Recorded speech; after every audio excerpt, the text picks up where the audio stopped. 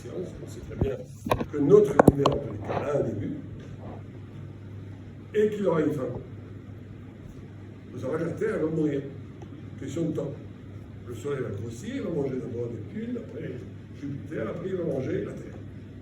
Donc voilà, il ne faut pas trop s'énerver dans la vie parce qu'on sait qu'un jour tout ça va rouler.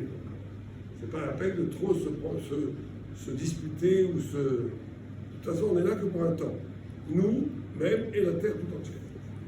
Ça, c'est le temps éternel, le temps universel. Il y a un deuxième temps qui est le temps éternel. C'est quoi le temps éternel? Justement, c'est le temps des fêtes. C'est quoi le temps éternel? C'est que les fêtes, elles illuminent une vérité qui est éternelle. Et elles investissent le temps universel de temps en temps. Par exemple, un exemple. Avant, on avait, quand on était enfant, nous, on avait deux papiers. Il y avait des motifs dans le papier du dessous, et un papier au-dessus avec des fenêtres. Et on tournait le papier du dessus, apparaissaient des motifs. Vous vous rappelez de ça? Enfin, vous, dans les... Moi, oui, mais vous, les jeunes, sûrement pas. Parce que tout est électronique, mais avant, c'était comme ça. Donc voilà. Et bien, c'est pareil. Ça veut dire que le temps de la, par exemple, du jugement, on est jugé. Mais en réalité, il est éternel. Simplement, il y a un jour dans l'année où ce temps, cette vérité éternelle du jugement, qui est éternelle, pénètre le temps universel. C'est ça les fêtes. Vous avez le concept de liberté. Ben, il y a un jour, après ça, où l'idée éternelle de liberté pénètre le temps réel, enfin, le temps universel. C'est pareil avec la vérité. Shavuot, la révélation, peut-être, on sent la révélation. C'est pareil à Purim, pour la joie. C'est pareil à Tisha B'Av pour les larmes. C'est pareil à Sukkot, pour la Hashgacha pratique, pour la providence. C'est quoi, d'après vous, Hanouka? Qu'est-ce qui apparaît d'éternel sur Hanouka? C'est quoi? Quelqu'un a une idée? Le miracle. Comment? Le miracle. Le miracle, c'est tout le temps. Chrétien de soupe, c'est un miracle. Les jours ça. La manne, c'est un miracle. Les nuées à kavod de gloire, c'est un miracle. Sortie d'Égypte, c'est un miracle. Purim, c'est un miracle, tout est un miracle. Puisque le temps éternel fait partie du miracle. Puisque le temps éternel n'obéit pas au principe de la rationalité. C'est le temps éternel, c'est le temps universel qui obéit à la rationalité. Le temps éternel, il n'obéit pas à la rationalité. Il est une lumière divine. Alors on va voir, qu'est-ce que c'est Hanouka? Parce qu'il y a une deuxième chose, c'est que tout le temps, les fêtes sont un rendez-vous avec Dieu. Il ne faut jamais l'oublier. On a un rendez-vous avec Dieu. Bon, les Juifs ont beaucoup de rendez-vous avec Dieu. Dieu nous aide, donc il donne beaucoup de rendez-vous. Mais le rendez-vous, pratiquement tous les mois, il y a un rendez-vous. C'est comme si un shido qui finit jamais. Vous savez, il y a des filles comme ça, elles font des shido qui finissent jamais. Pourquoi? Parce qu'elles aiment les shido, elles n'aiment pas le mariage. Bon. Mais nous, c'est pareil, on attend le Messie, il va venir, mais avant, beaucoup de rencontres. Donc, Hanouka, c'est l'Inyan HaChokhma. C'est l'intelligence qui est en jeu. On va expliquer ça aujourd'hui. Qu'est-ce que c'est l'intelligence juive, l'intelligence toranique? Mais avant ça, cette histoire de temps, temporel et temporalité est très importante. Parce qu'il renvoie à l'idée de ce qu'on appelle le kafoul dans la Torah, le double. En français, on pourrait dire la résonance. Comment? Et c'est une chose très importante, on ne peut pas devenir sadique sans avoir compris ça. Ça veut dire que chaque chose qu'on fait, le plus grand bluff, enfin la plus grande force du Hatzahara, c'est quoi? C'est justement le temps temporel. Donc on ne voit pas ce que l'on fait. On dit du Lachonah, on passe à autre chose. Imaginez, vous êtes dans un train qui va très vite, vous ouvrez la fenêtre du train et vous jetez de la peinture. Non. Dans votre train, vous ne voyez rien. Ça avance très vite. Il n'y a rien. On dit, attendez, arrêtez, reposez le chemin. Regardez tout ce que vous avez fait sur les cailloux, sur les pierres, sur les arbres. Depuis des heures, on fait des tâches partout. Bah, c'est exactement ça que nous on fait. C'est-à-dire que chaque geste que l'on fait, chaque parole que l'on dit, que l'on prononce, chaque pensée que l'on pense, elle est en même temps dans le temps universel. Donc, elle passe, on la voit plus. mais elle s'inscrit dans ce qu'elle résonne, elle est double, kafoul. Elle s'inscrit éternellement dans l'éternité. C'est quoi la mort? La mort, c'est très simple. La mort, c'est rien du tout. C'est quoi? C'est que ce qui nous paraît ici, soluble, l'argent, la matière, je ne sais pas moi, tout, et les mitzvot, les paroles, les pensées, c'est abstrait, on ne les voit pas. Montrez-moi vos mitzvot. Vous pouvez montrer vos mitzvot? C'est pas vrai ça. Dans la mort, il se passe une seule chose. Tchac! Ça veut dire qu'il n'y a plus le tout ça, c'est la fumée. Comme la science, la physique quantique dit, les choses n'existent pas vraiment. Ça n'existe pas vraiment, c'est d'énergie. Quand tu meurs, tu vois ça. La matière, c'est rien. Et tu vois éternellement tout ce que tu as fait. Tu as crié sur tes parents. Aïe, aïe, aïe, aïe, aïe, aïe, aïe. C'est une ombre éternelle. C'est d'habiter dans cette ombre éternelle. Tu as donné de l'argent à un pauvre. Une lumière éternelle. Ça veut dire ce qui paraît, qui passe. Le bluff du Yatzirah, c'est qu'on fait des avérotes, puis on passe à autre chose. On a demandé pardon, on fait genre, des gens qui vont se passer autre chose. C'est pas comme ça que ça se passe. C'est pas du tout comme ça que ça se passe. Simplement, le Yatzirah, il te dit, voilà, tu as 70 ans, 80 ans à vivre ici, tu oublies, après, c'est des milliards d'années. Hein. C'est plus que des milliards d'années. C'est l'éternité. C'est l'éternité avec ce que tu as fait. C'est tout. Il n'y a pas de la mama. Dans la mama, on voit qu'il y a des papillons et des champignons et des anges qui chantent, ça n'existe pas. Dans la mama, c'est toi, c'est une dimension spirituelle où tes mitzvot deviennent dans la mama. Et où tes avérotes doivent être au guéhinom. C'est quoi le guéhinom? C'est pas le feu, il n'y a pas de feu là-haut. C'est le manque, le feu il brûle tout. Le Midrash donne un très bel exemple. C'est des gens qui mangent à un banquet, et toi tu manges une assiette vide. Tu manges que tu aurais dû être, et que tu n'es pas. Il n'y a pas de plan de souffrance. Si c'est du feu, c'est extérieur, c'est regarde. Mais quand le feu est intérieur, ça veut dire que tu n'as pas réalisé ce que tu devais être. Il n'y a pas de plan de souffrance que ça. Donc l'éternité, c'est pas après la mort, c'est maintenant. Il y a ce qu'on appelle la résonance. Être capable de raisonner dans... Et le tzaddik, il a les deux dimensions. C'est-à-dire qu'il y a des grands mystiques qui sont dans l'éternité. Ils planent. Mais ils ne savent pas vivre. Ils ne savent pas manger, ils ne savent pas regarder, ils ne savent pas sourire, ils ne savent pas faire des blagues, ils ne savent pas rendre heureux les gens. Ça ne vaut pas grand-chose. Il y a des gens qui vivent que dans le temps présent. Ça ne vaut rien. Manger, danser, oublier que le sens de la vie. Allez hop. Le tzaddik, il fait les deux. Et il vit la temporalité pleinement. Pleinement. Mais il écoute la résonance de l'éternité qui existe dans chaque acte. Il est double. Il est tzaddik. Donc cette histoire d'éternité, c'est pas que les fêtes. C'est à chaque instant. Mais les fêtes sont la puissance lumineuse de l'éternité qui pénètre le temps réel. Après, vous avez le temps intérieur, et le temps d'un neshama, qui est comment je fais le lien entre, à l'intérieur de moi, comment je chemine dans un temps où je me construis. Ça aussi, c'est assez rare. Vous avez un temps intérieur, vous, ou pas? Vous avez réfléchi à ça? Vous avez une histoire dans votre intériorité, de votre âme, qui va d'un point A, B, C, D vers l'infini. Ou bien on existe de façon unique, et on est ballotté par les choses qui sont à l'extérieur de nous. Un jour, je suis énervé parce qu'on m'a donné un coup, on m'a dit une mauvaise parole, on m'a dit bonjour. Un autre jour, je suis content parce que j'ai gagné de l'argent. Ça, c'est pas la vie. Ça, c'est ballotté comme une bille de billard par rapport aux forces extérieures qui nous poussent à droite comme à gauche. Donc, ces fêtes, c'est très important parce que c'est le rendez-vous avec l'éternité. Et Hanouka, c'est le rendez-vous avec la question de l'intelligence, de la force. Alors, c'est pour ça que ça se passe en grec. Parce que la Grèce nous fait une guerre, mais il y a la chorma, à propos de l'intelligence. Bon.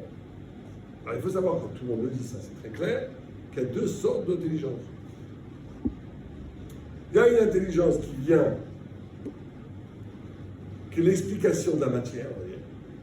Pas que de la matière, l'explication du monde, l'explication du psychisme, tout ce qu'on appelle chorma, bagoïm, ta'anim. Ça veut dire une intelligence qui explique le monde. Ça peut être très sophistiqué, ça peut être très intelligent. Mais la base, la matière de cette intelligence, c'est la matière elle-même. Et il y a une autre intelligence qui est l'intelligence de la révélation. Et c'est ça qu'on doit bien comprendre les deux. On va essayer d'expliquer. Ça veut dire que vous avez une intelligence qui, en dernière instance, requiert, analyse le monde pour comprendre le monde. Et vous avez une intelligence qui accueille la lumière de Dieu. C'est pour ça que Hanouka, c'est de l'huile qui accueille la flamme. Hanouka, on accueille la flamme. Le peuple juif, par rapport à tous les autres savoirs, c'est qu'avant tout, nous sommes des personnes qui sont un keli, un instrument pour accueillir une pensée qui n'est pas une pensée humaine. Anochi, qui est la première parole du 10 commandements, c'est l'acrostiche de Anna, moi, Nafshi, mon âme, Katavda ve'aïvda, nous dit la Gemara, en araméen, moi, mon âme, je l'ai écrit et je te l'ai donné. Voilà. Quand on dit ça, que la Torah, c'est l'âme de Dieu qui est donnée aux hommes. L'âme de Dieu qui est donnée aux hommes. D'où l'effroi extraordinaire d'étudier la Torah. Et si on étudie la Torah et que ça nous donne les mêmes idées qu'on a en philosophie, en mathématiques, c'est qu'on n'étudie pas la Torah. Donc la première idée, c'est ça. Deux formes d'intelligence. Une n'est que l'émanation de l'être. L'intelligence qui sort de l'être. Très important. C'est important de savoir comment marche le monde pour créer des médicaments, des avions, des autoroutes. On va créer la pensée, la civilité, de la culture, c'est très bien. Mais c'est une intelligence qui vient de la matière. Comment? Vous avez dit une phrase en anglais, Chokhmah Bagoïm Ta'amin. L'intelligence, la sagesse chez les Goïm, crois-le. Torah Bagoïm Al Ta'amin. La Torah chez les Goïm ne croit pas. C'est-à-dire qu'il y a une différence entre les deux. La Torah, c'est quoi? C'est la révélation. C'est la révélation de la pensée divine qui est donnée aux hommes. D'accord? Alors, on pourrait dire, vous savez, quand Socrate, vous connaissez Socrate? On peut parler de Socrate, moi. C'est écrit Socrate. Quelqu'un connaît Socrate? Non? C'était qui? Un philosophe. Hein? Un philosophe. Qui habitait où? Voilà. Hein? Il habitait à Athènes.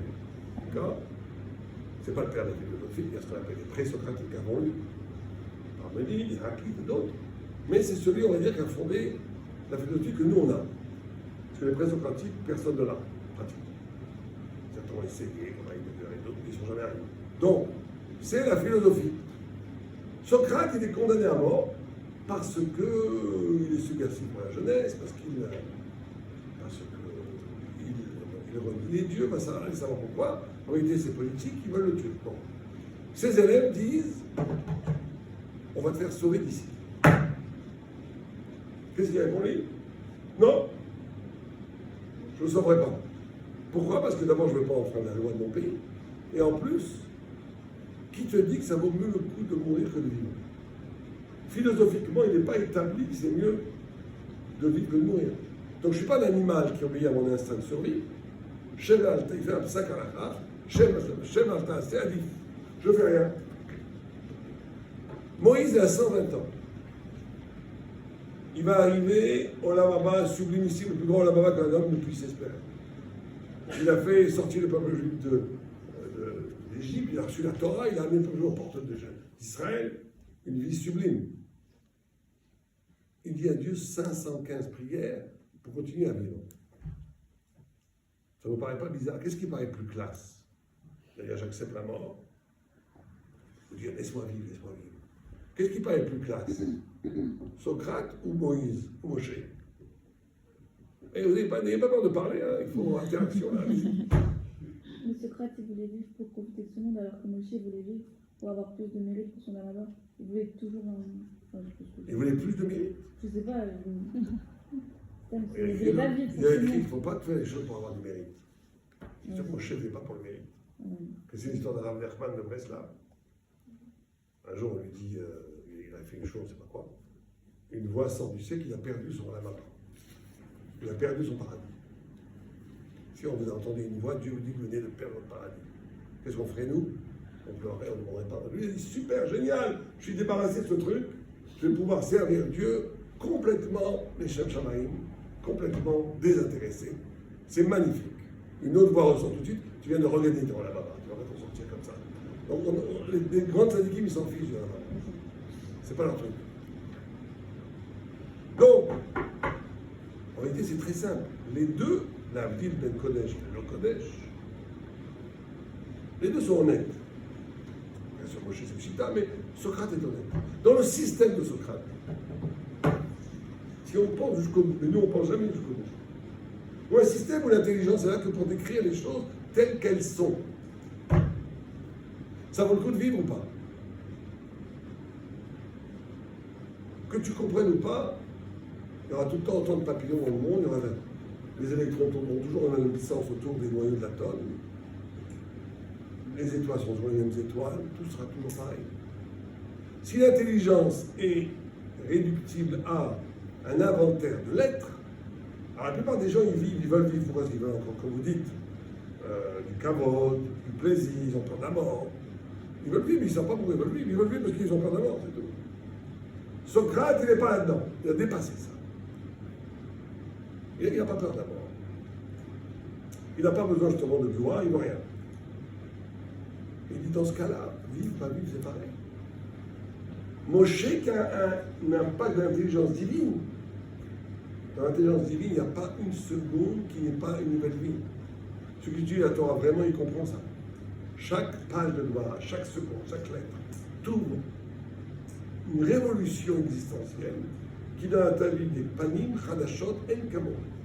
Parce que tu es dans le sens de l'être, tu es dans le sens profond de l'être, et dans le pourquoi de l'être, et pas dans le comment de l'être. C'est pas du tout la même chose. Malheureusement, beaucoup de gens étudient la Torah comme Shari Chochmot. Mais en réalité, la Torah, c'est pas Shari Chochmot. Le temple a été détruit le premier temps parce qu'ils étudient la Torah comme Shari Chochmot. Comme quoi? Comme les autres, comme si c'était une intelligence humaine. Au point où les hommes ne comprenaient pas que le premier temple a été détruit. Ils étudiaient la Torah, ça devait protéger. La Torah dit parce qu'ils n'ont pas dit la bénédiction, ils n'ont pas compris cette dimension de fulgurance de la révélation divine.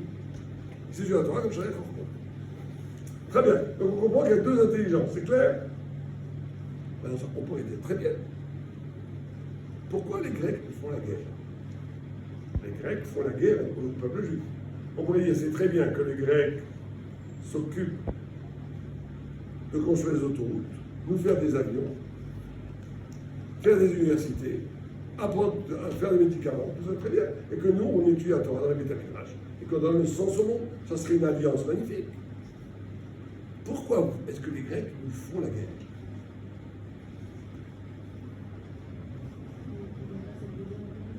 Et alors? Chacun son truc. Comment? Les Juifs sont assez passifs politiquement. On peut accepter que les Grecs, si nous laissons tranquilles les Grecs, pour étudier, on est tranquille. Pendant des siècles, les Juifs ont fait preuve de grand loyalisme envers les États qui les hébergeaient, du moment qu'ils nous laissent tranquilles. Comment? Une façon de nous assimiler. Et pourquoi? Pourquoi ils veulent nous assimiler, je pense? Alors, je vais vous donner un secret de l'antisémitisme grec. Parce qu'en réalité, il y a plusieurs formes d'antisémitisme. Les gens se trompent. Il y a l'antisémitisme perse, et l'antisémitisme babylonien, et l'antisémitisme essalien, et l'antisémitisme grec, qui aujourd'hui est très à la mode. C'est quoi l'antisémitisme grec? Et ils ont quelque part raison. Parce que qu'est-ce qu'on dit maintenant? On dit quelque chose de scandaleux. Qu'est-ce qu'on dit? On a dit qu'il y a deux formes d'intelligence, d'accord? L'intelligence de l'être et l'intelligence du pourquoi de l'être. Ou plutôt de la pensée. Au-delà même du pourquoi de l'être, la pensée infinie de Dieu. On peut dire chacun chez soi et Dieu pour tous. Tu as les 10 commandements qui sont pour nous, d'accord? Les Grecs, ils puisent leur intelligence d'où? Quelqu'un sait intuitivement ça. Ils puisent leur intelligence. Il y a un miracle grec. Renan parlait des miracles grecs, des miracles juifs. Il y a un miracle grec. D'où il vient ce miracle? Ils ont puisé leur intelligence de la Torah. Mais d'où? Quelqu'un sait? Les 10 paroles de la création. Les Grecs ont le pouvoir de comprendre ce qu'on appelle les Asara Ma'amarim, les 10 paroles de la création. Les Juifs, ils ont les 10 paroles de la révélation.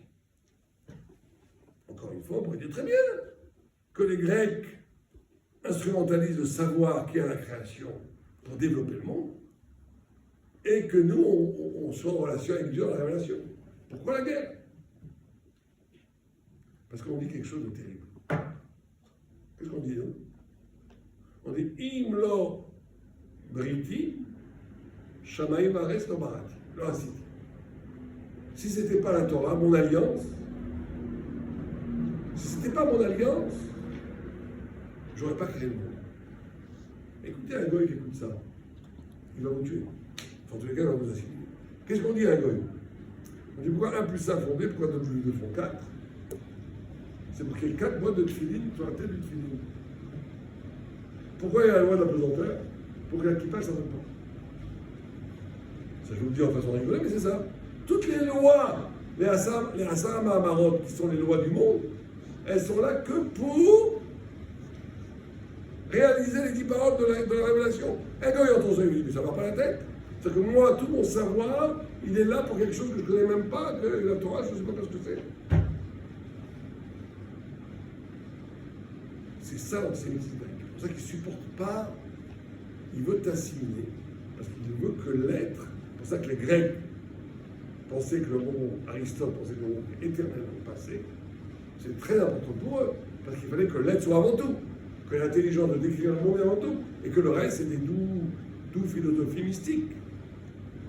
Ce qui a un sens avant, qui ne m'est pas révélé, et que tout ce qui est là, c'est pour révéler quelque chose qui n'est pas, donc je ne peux jamais comprendre le sens, mais que les Juifs vont comprendre, tu m'instrumentalises comme un vulgaire élément d'un destin national qui n'a aucun rapport avec moi. D'où la guerre. On dit qu'ils ne comprennent pas que les Juifs, en développant le sens divin, ils sauvent le monde. Ils devraient renverser et dire tant mieux que ça, parce que l'incident ne serait pas là.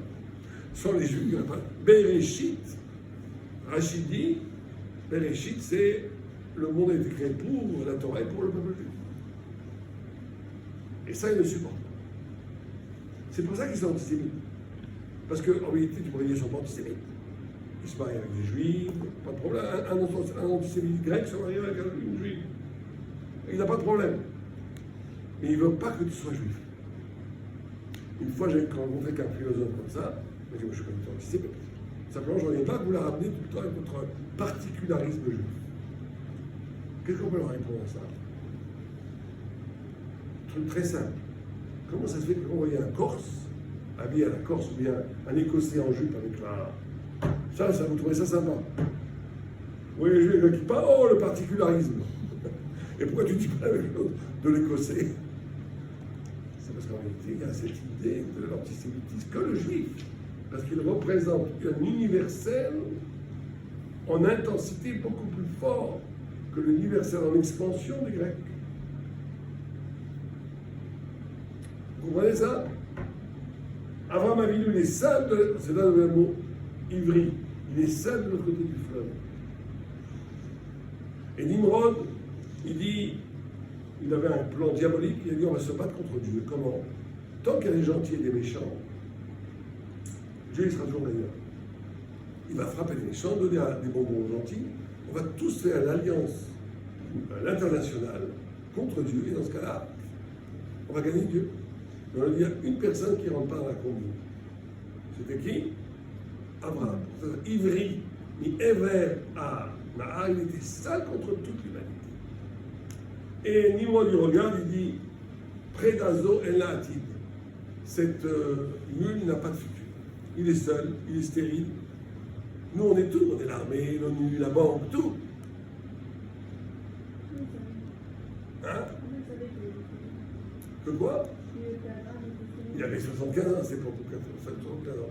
Toujours pas d'enfant. Donc, il Il dit c'est nous l'avenir. Or, qu'est-ce qui reste d'Abraham? Qu'est-ce qui reste de Nimrod aujourd'hui? Si on avait vécu à l'époque, sur qui on aurait mis nos économies? Sur Nimrod ou sur Abraham? Sur Nimrod. Or, qu'est-ce qui reste aujourd'hui, Nimrod? Rien.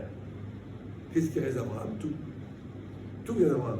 Nous, mais aussi les chrétiens, les musulmans, tout. Même l'Extrême-Orient, les chrétiens, les musulmans et nous, c'est scientifique. Ça vient d'Abraham. Mais même l'Extrême-Orient, l'hindouisme, avec le brahmisme, Abraham, Sarah, c'est Sarah, parce que les 6 enfants qu'il a eu avec Aga, il les a envoyés vers l'Est, vers l'Inde, il leur a donné des cadeaux. Et Rachid dit, c'est quoi là? C'est Shem Touma, c'est la spiritualité négative qui est le brahmisme, l'hindouisme. Donc tout vient d'Abraham. Tout vient d'Abraham. Parce que, et c'est ça qui est incroyable, parce que si on était au temps de Nimrod d'Abraham, on aurait dit, il n'y a pas de photo. L'avenir, c'est Abraham, c'est Nimrod, c'est pas Abraham. Oui, parce que c'est une force en extension, comme aujourd'hui Internet. Mais c'est très faible. Ça n'a pas de profondeur. Alors que Abraham, il a la force, il a ce qu'on appelle l'universel en intensité. Les grands rabbinim, ils ont l'universel en intensité. Ils savent le sens de chaque chose. Ils vous voient, ils vous disent exactement votre problème. Ils vous disent exactement votre mystère. Ils vous disent exactement votre intrigue. Ils vous disent exactement ce que vous devez résoudre pour avancer dans la vie. Pourquoi? Parce qu'ils sont universels en intensité. Ils connaissent tout. Moi, je suis très étonné quand je pose des questions à des très grands rabbins sur des gens qui ont des vrais problèmes. J'ai l'impression qu'il ne va jamais comprendre ça, lui. Comment tu veux que ce grand rabbin comprenne un truc aussi tordu? Ben, il comprend tout de suite. Mais c'est pas inexpérimenté, c'est pas que Dieu préserve parce qu'il a vu le truc. Sinon, ça serait un grec. Le grec, il a besoin de passer par l'expérience pour savoir. Lui, il ne le sait pas. Vous comprenez? Donc, c'est ça le accord de l'antisémitisme grec.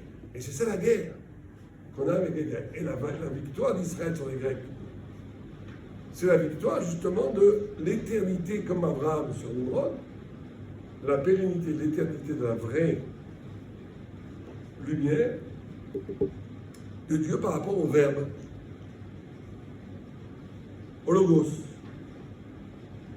C'est pour ça qu'on allume des bougies. Bougie, c'est Persouménissa, d'accord? C'est quoi Persouménissa? C'est de répondre le miracle. Pourquoi est-ce qu'on ne le fait pas oralement? On va le faire oralement, comme on le fait des fois à Pessah, par la garde de Pessah. Pourquoi à Hanouka on allume des bougies pour dire le miracle? Pour 2 raisons. Une première raison, c'est que le feu, la réaction, si quelqu'un ne sait pas ce que c'est le feu, vous voyez le feu de l'extérieur, vous avez la flamme, vous avez l'impression que c'est la même. Et avec celui qui connaît, chaque fraction de seconde, elle se renouvelle. Comme si le monde réel, il a l'air d'être stable, il n'est pas stable. Mais aussi parce que la parole, elle est seconde par rapport à la lumière. Et la victoire du juif sur le grec, c'est d'être capable d'entrer en relation avec une lumière qui est avant la parole. C'est quoi cette lumière avant la parole? Être capable d'entrer en relation avec la lumière qui est avant la parole. La parole a été créée. Quand est-ce que l'homme a été créé? Quelqu'un sait? Le 6e jour. Quand est-ce que l'âme a été créée? La Neshama. Le 1er jour. Quand est-ce que la parole a été créée? Le 2e jour.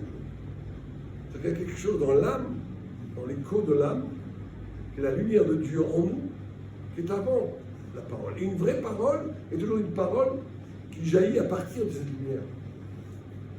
Et ça, c'est le travail de Hanouka. Hanouka, on doit avoir une vision, une compréhension du monde qui échappe à la logique de la parole. C'est ce qu'on appelle le En Hachem. Alors maintenant, justement par rapport à ce En Hachem, on peut se poser une très grave question. On a dit que le peuple d'Israël a gagné la grecque. Hanouka, c'est merveilleux. Mais quand on voit objectivement Hanouka, on a gagné ou on a perdu? Qu'est-ce qu'ils ont causé aux Juifs, les Grecs? Ils ont causé quelque chose de terrible. C'est la fin de la prophétie. La Gemara, elle dit, les Grecs ont été la cause de la fin de la prophétie dans le peuple juif. Donc c'est pas une victoire du tout. C'est une défaite monumentale. On a perdu la prophétie à cause des Grecs. Pourquoi? La Gemara nous dit, le Midrash nous dit un exemple très simple. C'est quoi le grec? C'est pour ça que il y a une sorte de contradiction.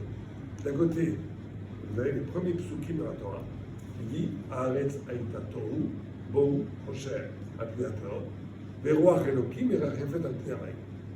La terre était tohu, étonnement, bohu, confusion, kosher, ténèbres, on va dire, obscurité. Sur l'abîme, et l'Esprit de Dieu planait sur les eaux. Le Midrash dit c'est quoi? Haaretz, c'est le matriciel, c'est l'Égypte. Dans ce deuxième passage de la Torah, cette deuxième passage, vous avez prophétiquement toute l'histoire de l'humanité. Haaretz, c'est l'Égypte. Tohu, étonnement, c'est Babel. Bohu, confusion, c'est le corps, c'est la Perse, c'est pourri. Kosher, c'est la Grèce, dans un Midrash. Théom, l'abîme sans fin, c'est Esav, c'est l'Occident, c'est Édom, on ne voit pas la fin. Même les plus grands religieux, ils ont du mal à imaginer un monde sans la démocratie parlementaire, sans les membres. On a du mal. Bon. On n'en voit pas le bout.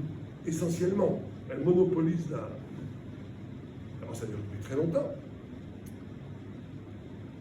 Édom, c'est depuis 23 siècles déjà. 25 siècles. Depuis les Romains. C'est énorme. Et Roi Elohim c'est l'Esprit de Dieu qui plane sur les eaux, c'est le Mashiach, le Messie, qui plane sur les larmes d'Israël qui font bien le Messie. Bon, comme pratiquement personne ne pleure pour le Messie bien, on risque encore de l'attendre un peu de temps. Mais ça, c'est le Midrash. Pourquoi est-ce qu'on appelle la Grèce Rocher? D'un autre côté, il y a une contradiction. La seule langue qu'on peut traduire la Torah pour lire en public, on aurait le droit d'après Halakha, on n'a pas le droit d'après Halakha d'écrire un Sefer Torah même en hébreu, en français. Au commencement, on écrit avec la vav, vous voyez, ce ne sera pas caché. La seule langue dans laquelle on peut lire la Torah en public, c'est le grec. On l'apprend d'un passouk, on dit que Yafet, qui est la Grèce, elle est assise dans les tentes de chêne. C'est quelque chose dans la Grèce qu'on rentre dans le Beta Midrash, dans le Beta Knesset. D'un côté, on dit que c'est Rocher. D'un autre côté, on dit que c'est un seul langue que tu peux traduire. Bizarre, non? Comment expliquer une telle contradiction? C'est parce que justement, c'est ça. Pour traduire le monde, même pour traduire la Torah, les Grecs savent tout traduire. C'est pour ça qu'ils savent développer ce qui existe déjà. C'est pour ça qu'ils sont ceux qui ont inventé le sport, le gymnase, le fait de développer le corps un maximum, développer l'intelligence, l'épanouissement personnel un maximum. Mais ils sont comme la panthère. Dans le rêve de Daniel, vous avez la même chose. De la mer, comme la matricielle, sort un lion avec des ailes, c'est la Babel, un ours qui mange partout, c'est la Perse, et une panthère en 4 ailes, qui est la Grèce. Et le Midrash dit, c'est quoi la panthère? C'est la chutzpah, Azout. Azout, ça veut dire l'insolence. C'est quoi? C'est imaginer que j'ai un immense territoire devant moi, un immense territoire. J'ai un drap qui me le cache, un petit trou, je regarde, et derrière le trou, je vois 20 mètres carrés. Qu'est-ce que je dis? Pour moi, derrière ce mur, il n'y a que 20 mètres carrés, le reste, c'est des fables. C'est ça la posture intellectuelle de la Grèce. C'est de réduire le monde à la captation du monde. C'est de réduire l'intelligence du monde à l'homme. Ça, c'est Rocher. C'est l'obscurité. C'est couper la possibilité de dialoguer avec l'au-delà de ce que tu vois. C'est Rocher. Mais pour traduire, ils sont formidables. Alors, cette façon de penser, elle a hellénisé le peuple juif au point qu'on n'était plus capable de prophétiser. Parce que c'est quoi le prophète? Le prophète, c'est celui qui accueille la parole de Dieu en s'échappant du filtre de l'ego cognitif, de l'ego qui pense. On est tous devenus grecs. On ne peut plus prophétiser. On pense tous à partir de notre intellectuel, de notre ego intellectuel, de notre façon de penser par nous-mêmes, on va dire. Les Juifs sont devenus grecs, au point que il n'y a plus de prophétie. Alors en quoi est-ce qu'on fait Hanouka? On devrait jeûner. On devrait faire un deuil.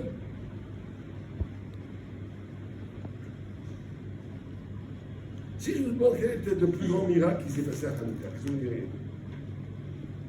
À part la bougie. Comment? J'entends pas. La victoire militaire, c'est vrai, c'était un grand miracle. Mais on ne fait jamais les victoires militaires. On a eu des centaines de victoires militaires incroyables. Contre Saint-Rarif, c'est encore beaucoup plus fort. 180 000 soldats qui ont été décimés en une nuit. On a eu plein de victoires militaires, des milliers.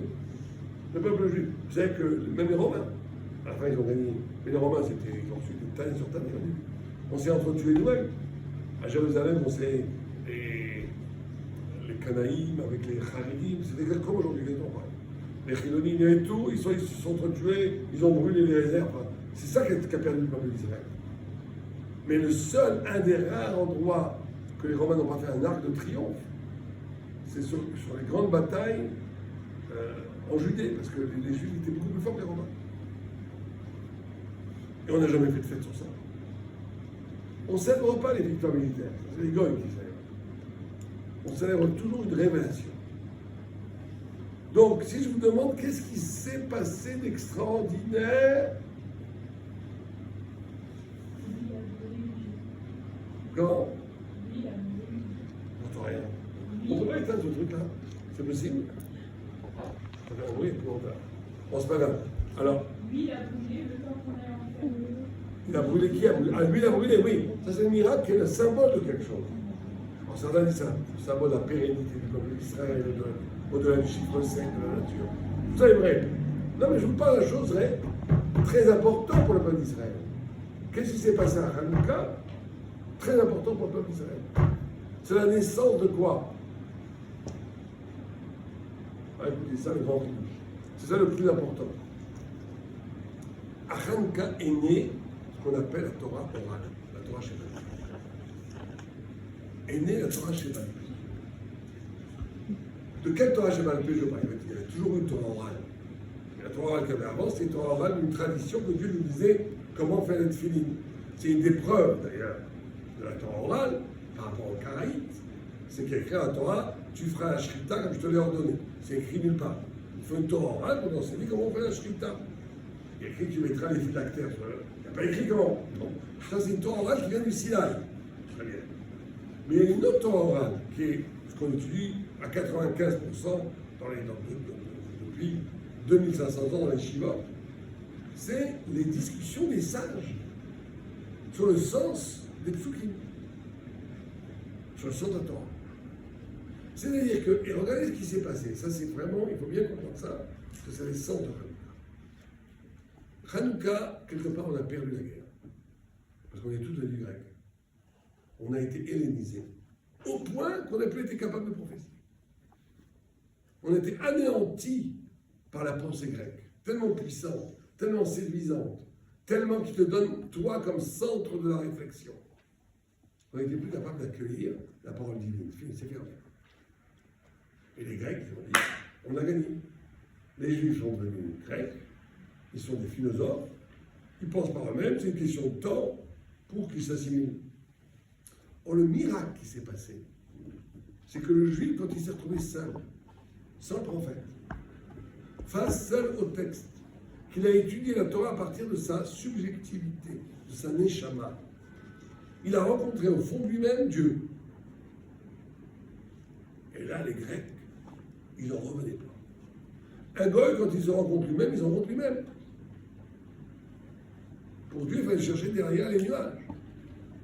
Un juif, quand il est abandonné par les prophètes, qu'il est seul face au texte, qu'il est obligé de comprendre le texte, il dit à Dieu, je ne comprends rien, donne-moi l'intelligence. Sa neshama s'ouvre, et la lumière de la Torah orale l'envahit, et ce qu'il dit devient la parole de Dieu lui-même. Quand vous étudiez l'Agmara, vous étudiez la Torah, quand vous étudiez la Rabbi Akiva Eger, même le Mishnah qui a 100 ans, c'est la Torah. Il y a un mérite d'étudier la Torah. Pourquoi est-ce que chaque initié juif qui dit sa parole de vérité à partir de sa neshama, à partir de sa subjectivité, dit une Torah divine qui est passée par le filtre de sa subjectivité. Et ça, c'est le très grand miracle de Hanouka. C'est peut-être le plus grand miracle de tous les miracles. C'est un miracle où le peuple juif s'est reconnu comme identique à Dieu. C'est reconnu, et c'est ça qui radicalement nous différencie des goïms. C'est qu'au fond de nous-mêmes, nous avons le Sinaï. Au fond de nous-mêmes, nous avons la révélation. Et c'est ça les lumières de Hanouka. C'est cette multiplication des lumières de la révélation à travers la subjectivité des grands initiés. Il dit Imanika la Kolkan. Si je suis là, tout est là. Il y a une panique chez les commentateurs. C'est qui ce Annie? Certains disent c'est moi, certains disent c'est un Dieu, c'est Dieu. D'autres disent c'est les deux. Anna, c'est que si tu arrives au dépouillement, t'enlèves tous les écorces, la jalousie, la colère, les angoisses, les craintes, les peurs, et tu touches à la palpitation de ta neshama réelle. Alors là, tu vas voir tout d'un coup une lumière divine qui apparaît, qui est la parole du Dieu vivant à l'intérieur de toi. Quand les Tanaïm, les Amoraïm, les Rishonim, les Achronim, ils parlent, c'est Dieu qui parle à travers eux, mais ils parlent avec une connotation quelque part plus forte que la révélation unique de Dieu, parce qu'elle est enrichie par la liberté de la subjectivité. La parole de Dieu a passé le script, le filtre d'une vision humaine, et donc c'est en même temps humain et divin. Vous vous rendez compte? Donc Hanouka, c'est la fête absolue. C'est la fête, et c'est ça le fait de la pérennité du peuple d'Israël. Ce n'est pas un miracle de l'extérieur. Je peux se poser la question que même un goy a posé Tolstoï, il a déjà dit, comment se fait-il que nous, le peuple juif, on est toujours là? C'est contre toute logique historique ou anthropologique. Ça n'existe pas. Des peuples qui ont été dispersés, ils ont perdu leur autonomie langagière, territoriale, politique, tout. Il y a des milliers de peuples comme ça. Ils ont tous été mangés par les pays où ils n'arrivaient. Jamais on a vu des peuples qui ont réussi à vivre 2000 ans dehors de leur terre, ça n'existe pas. Avec une telle unité, et surtout une telle identité. Quand on étudie la Mishnah, c'est le problème d'aujourd'hui. Quand on étudie Rashi, on sait exactement ce qu'on fait aujourd'hui à Yeshiva. Il n'y a pas de différence entre notre étude aujourd'hui, Rashi, Rabbi, Amora, c'est pareil. L'âme juive est là, éternelle. Tout simplement parce que, c'est pas qu'on est super mal, le juif tunisien un peu bedonnant, il n'est pas plus fort que le grec. Ou que le romain. Si on est toujours là, c'est simplement parce que nous sommes divins. C'est-à-dire quoi, nous sommes divins? La lumière de Dieu est en nous, la lumière de la révélation de Dieu est en nous. Le peuple juif est divin. Et c'est pour ça que le plus grand Yetzirah, dans le monde, c'est d'oublier ça. C'est la différence entre l'orgueil et l'estime de soi. L'orgueil, c'est nul. C'est quoi l'orgueil? Si je vous demande la définition de l'orgueil, ça serait quoi? Non, tu peux croire que tu es meilleur. Mon cher ami, il dit je suis le plus grand des prophètes. Pourtant, c'est l'homme le plus humble. Ne pas se placer là où on doit se trouver. Ne pas se placer. Là où on est réellement. Pourquoi au contraire? Sois toi-même. Tout vient de nous. Comment? Tout vient de nous. Tout vient de nous, oui, mais c'est pas comment ça, c'est pas l'orgueil. L'orgueil, c'est, dit le Messiah Tchécharim, c'est la volonté, le désir d'être reconnu et admiré par les autres. C'est vrai qu'on est tous orgueilleux, on a tous besoin de ça. Mais en réalité, c'est ça l'orgueil. L'orgueil, c'est le besoin de vivre par le regard de l'autre. L'estime de soi, c'est quoi? De savoir que tu es extraordinaire. Au contraire, de savoir que Dieu t'a choisi, que tu es élu pour une mission extraordinaire dans la vie. Et les gens font exactement le contraire. Ils se sentent un peu down, je ne vaux pas grand-chose, mais quand même, il faut reconnaître quand même, il faut me donner de l'admiration, il faut me reconnaître, j'ai besoin qu'on reconnaisse mes qualités, j'ai besoin d'exister, blablabla. C'est le contraire. Le juif dit, mais j'ai pas besoin du regard de l'autre pour exister. Je suis pas un enfant. Un enfant, ils ont toujours besoin. On dit qu'ils sont gentils, bon. Je suis plus un bébé, ça va. J'ai grandi. Par contre, je sais que j'ai une mission extraordinaire. C'est pour ça que quelqu'un qui a renoncé à la grandeur, c'est une tradition terrible. Chaque juif est un élu à la grandeur. Que ce soit par l'étude, que ce soit par les mitzvot, que ce soit par le chesed, que ce soit par la kedusha, que ce soit par la tahara.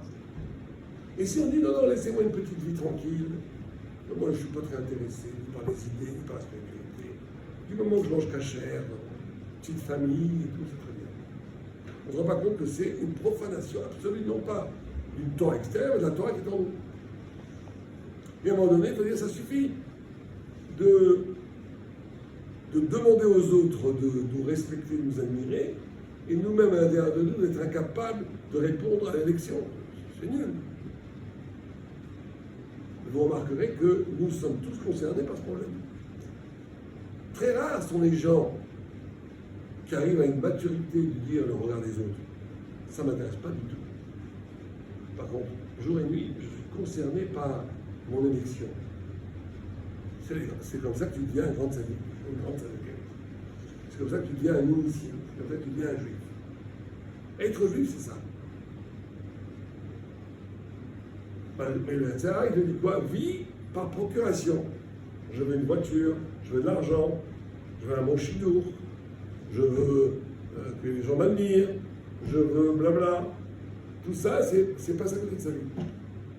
On dit que les gens, on peut croire qu'ils sont super heureux, ils ont trouvé le Khatal qui a plein d'argent, qui est beau gosse et qui est sympathique, ils ont raté leur vie. Pourquoi? Parce que c'est une vie par procuration. Sans jamais poser la question, qu'est-ce que moi je dois faire pour servir Dieu vraiment? Pour être cette Shifrat Hashem, cette lumière de Hanouka qui illumine le monde. Alors là, ça devient intéressant après d'avoir un Khatal qui est beau, sympathique et riche. Je comprends pas. Très bien, c'est vrai. Mais ce n'est pas du tout l'essentiel. Pareil pour l'homme. Voilà, c'est ça choisir Hanouka. Chaque fête est un rendez-vous avec Dieu, et ce rendez-vous demande une tchouva. Chaque fête demande une teshuva. Teshuva, pas genre j'ai péché, pardon. Teshuva, c'est retourner vers l'essentiel. Une nation charme. Revenir à des choses qu'on a oubliées. Arrêter de vivre dans les écorces. Et retrouver le garine, le noyau lumineux, qui est notre vraie réalité éternelle. Qui est la notion même d'estime de soi. Et si on ne le fait pas, on passe à côté de sa vie. En réalité, c'est nous-mêmes, c'est pas grave, c'est très grave. Mais en même temps, ça ne concerne que chacun peut décider de ce qu'il fait de son avenir. Mais regardons bien à l'intérieur de nous-mêmes, autour de nous, des personnes qui investissent dans l'extériorité, des personnes qui investissent dans l'intériorité. Quels sont les résultats de bonheur, d'intensité existentielle, de lumière, de vérité, et quelles sont des vies de tombeaux dorés. Et des tombeaux dorés, et des tombeaux qui ne sont même pas dorés, encore pire. Voilà, est-ce qu'il y a des questions? Pas de questions, c'est clair comme une roche? Très bien. Eh bien, à très bientôt, Hanouka Sameach, et que ce soit les Ilou Mishpat pour les personnes qui ont évoquées. Merci beaucoup.